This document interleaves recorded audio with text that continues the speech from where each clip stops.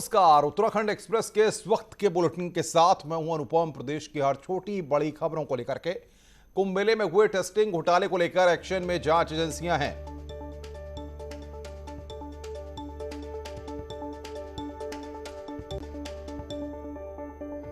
बड़ी खबर इस वक्त हम आपको बता रहे हैं, नए वेरिएंट को लेकर अलर्ट कर दिया गया है। कोविड को लेकर एयरपोर्ट पर यात्रियों पर नजर रखने के निर्देश दिए गए हैं।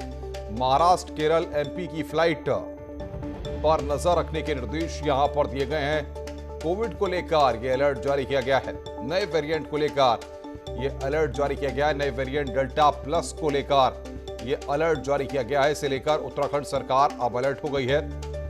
कोविड को लेकर अलर्ट हुई है सरकार। नए वेरिएंट को लेकर यात्रियों पर नजर रखने के निर्देश यहां पर दिए गए हैं। महाराष्ट्र, केरल, एमपी की फ्लाइट पर विशेष नजर रखने की बात हुई है। सीएम तीरथ दोपहर 12 बजे समीक्षा बैठक लेंगे। कोरोना के हालात पर समीक्षा करेंगे। वैक्सीनेशन का भी हाल जानेंगे।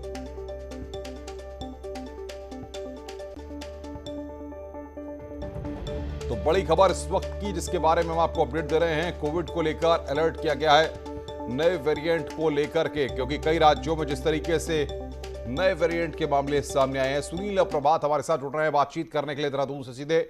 सुनील, किस तरह के एहतियाती कदम उठाए जा रहे हैं नए वेरिएंट को लेकर?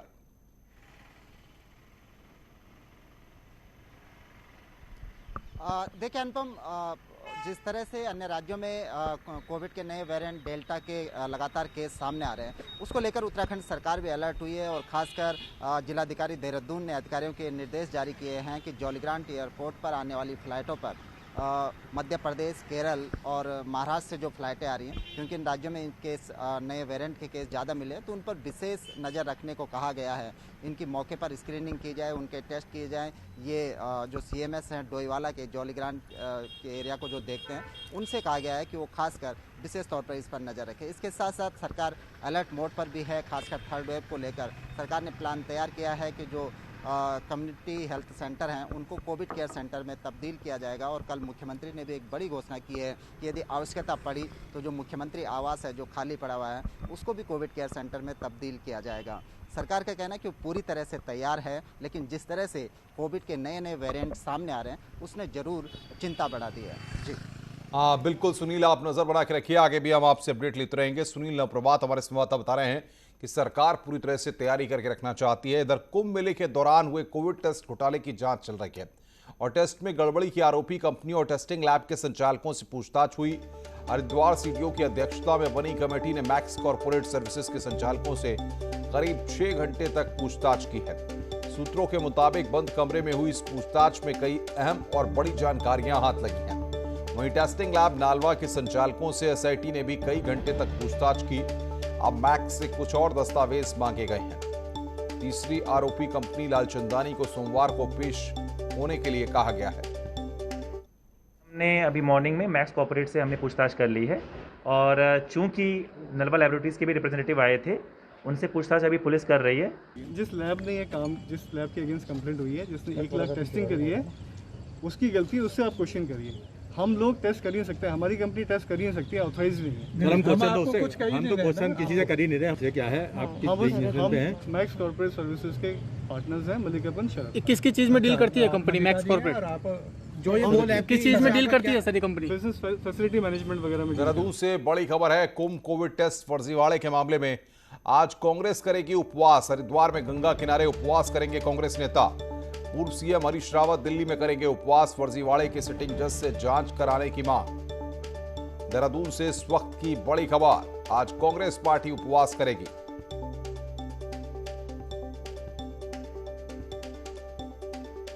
आगे बढ़ते हैं। मुख्यमंत्री तीरथ सिंह रावत ने अपने चुनाव पर बयान दिया है और कहा है कि फैसला दिल्ली ही करेगा।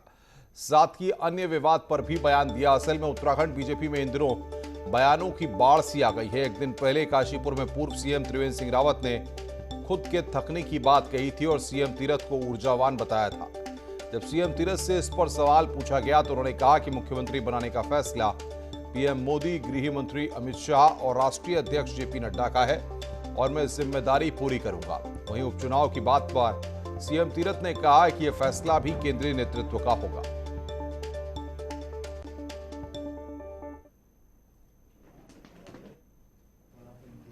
लेकिन जहाँ तक मेरा केंद्रीय नेतृत्व ने मुझे ऐसे समय पे यहाँ भेजा है और मुझ पे विश्वास किया है, 6 महीने के बाद चुनाव में आना ही नहीं होता है। और मैं भी अभी तो मैं सांसद भी हूँ, लेकिन वो भी मैं 6 महीने तक रह सकता हूँ, ये तय है। तो उसके बाद चुनाव में ही जाना है। तो जहाँ जब वो भी निर्णय पार्टी ने लेना, मैंने नहीं लेना, मेरा दिल्ली निर्णय लेगा। उत्तराखंड के मुख्यमंत्री आवास को बुतहा, अपशगुन और मनहूस तक कहा जा गया और जो मुख्यमंत्री यहां गया उसको कुर्सी गंवानी पड़ी। मुख्यमंत्री तीरथ रावत भी अब इस सरकारी आवास में अब तक नहीं गए हैं, लेकिन इसी बीच खाली पड़े सीएम आवास को लेकर बड़ा फैसला ले लिया गया। इससे सूबे की सियासत फिर गर्मा गई है।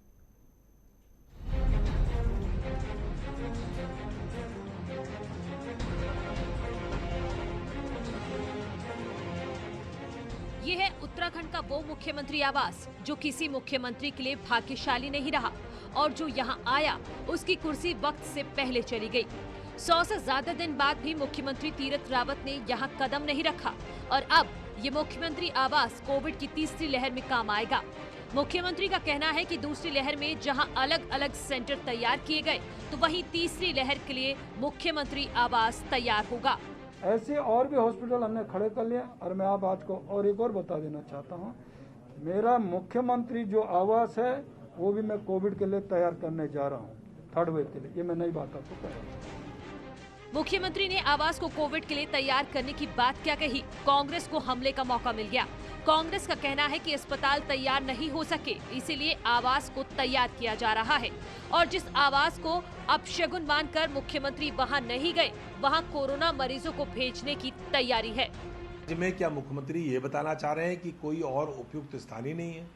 आप उसको अपशगुन मान करके स्वयं तो वहाँ जा नहीं रहे और आप कोविड के पेशेंट्स को वहाँ भेजेंगे। कमाल की बात है। मतलब एक कोई किसी बात का कोई तर्क हो। मुख्यमंत्री आवास है, गवर्नर हाउस है।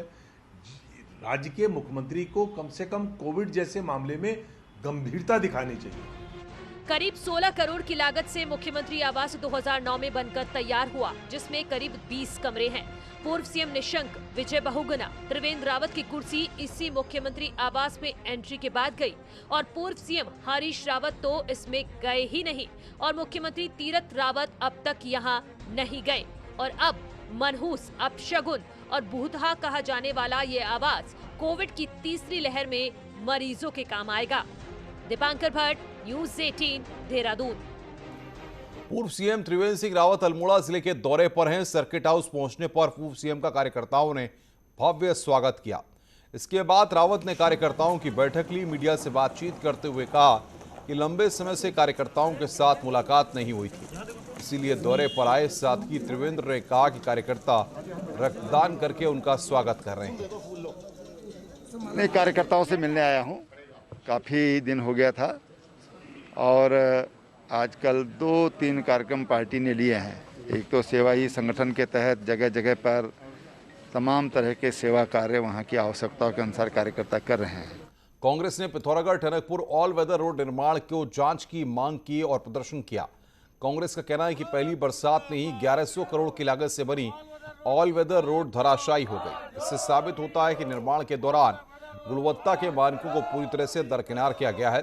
हम आपको बता दें कि ऑल वेदर रोड बीते दिनों हुई बारिश में जगह जगह लैंडस्लाइड के चलते दर्जनों जगह बंद हो गई, जिसके चलते जिले का 1 हफ्ते तक संपर्क कटा रहा। जांच होनी चाहिए।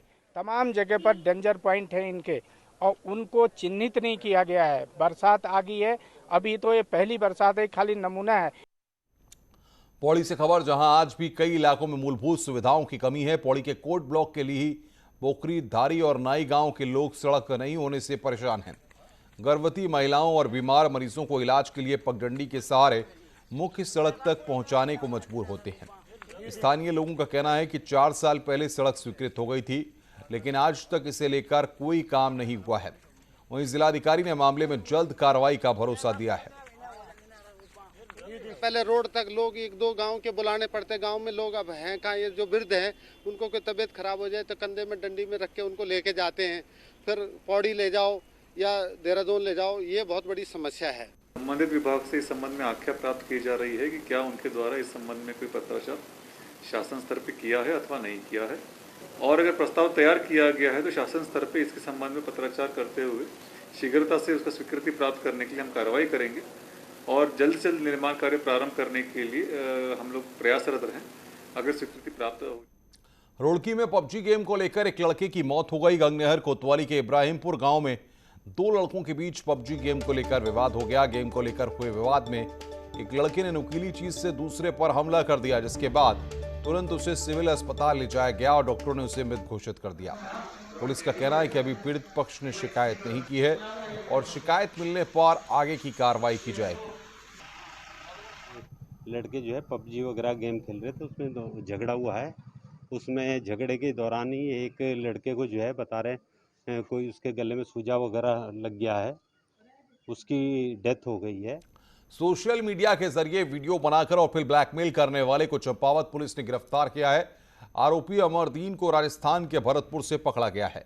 पुलिस के मुताबिक आरोपी पहले सोशल मीडिया के जरिए दोस्ती करता था और फिर हनी ट्रैप के जरिए आपत्तिजनक वीडियो बनाता था और फिर ब्लैकमेल करके पैसे की डिमांड करता था। पुलिस ने शिकायत मिलने के बाद इस साइबर ब्लैकमेलर को गिरफ्तार किया है। राजस्थान के भरतपुर से इसे पकड़ा गया है। कोरोना काल में परीक्षाएं नहीं हो पाई तो रिजल्ट में भी देरी है। ऐसे में जहां सरकारी कॉलेज और यूनिवर्सिटी नए एडमिशन के लिए रिजल्ट का इंतजार कर रहे हैं, वहीं उत्तराखंड की ज्यादातर प्राइवेट यूनिवर्सिटी ने स्टूडेंट्स को एडमिशन देना शुरू कर दिया है। छात्रों को 10वीं, 11वीं और 12वीं के इंटरनल एग्जाम के आधार पर यूनिवर्सिटी कॉलेज में एडमिशन दिया जा रहा है। छात्रों का आगे कम नुकसान हो इसलिए जल्द ही ये सब कुछ किया जा रहा है। हालांकि नियमों में सरकारी यूनिवर्सिटी रिजल्ट आने से पहले कुछ नहीं कर सकती।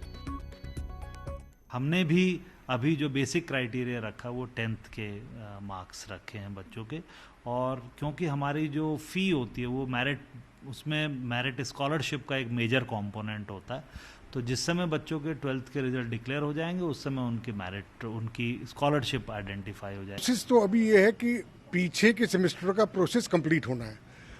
अब रहा फ्रेश एडमिशन्स का, तो जब तक उनके एग्जामिनेशंस नहीं होंगे तो वो प्रोग्रेशन नहीं।